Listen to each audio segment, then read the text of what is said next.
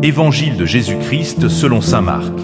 Après son arrivée au milieu des acclamations de la foule, Jésus entra à Jérusalem, dans le temple. Il parcourut du regard toutes choses. Et, comme c'était déjà le soir, il sortit pour aller à Béthanie avec les 12. Le lendemain, quand ils quittèrent Béthanie, il eut faim. Voyant de loin un figuier qui avait des feuilles, il alla voir s'il y trouverait quelque chose.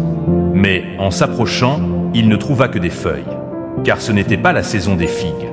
Alors il dit au figuier, « Que jamais plus personne ne mange de tes fruits. » Et ses disciples avaient bien entendu. Ils arrivèrent à Jérusalem. Entré dans le temple, Jésus se mit à expulser ceux qui vendaient et ceux qui achetaient dans le temple. Il renversa les comptoirs des changeurs et les sièges des marchands de colombes, et il ne laissait personne transporter quoi que ce soit.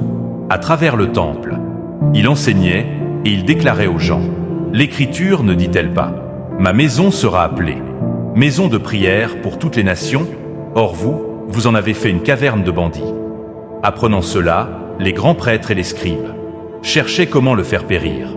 En effet, ils avaient peur de lui, car toute la foule était frappée par son enseignement.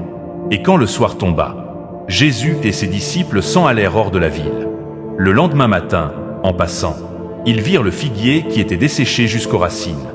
Pierre, se rappelant ce qui s'était passé, dit à Jésus, « Rabbi, regarde, le figuier que tu as maudit est desséché. » Alors Jésus, prenant la parole, leur dit, « Ayez foi en Dieu.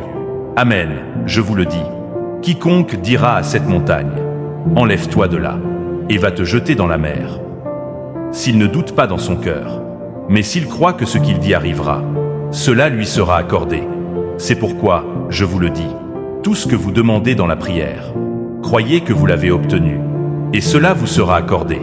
Et quand vous vous tenez en prière, si vous avez quelque chose contre quelqu'un, pardonnez, afin que votre Père qui est aux cieux vous pardonne aussi vos fautes. Acclamons la parole de Dieu.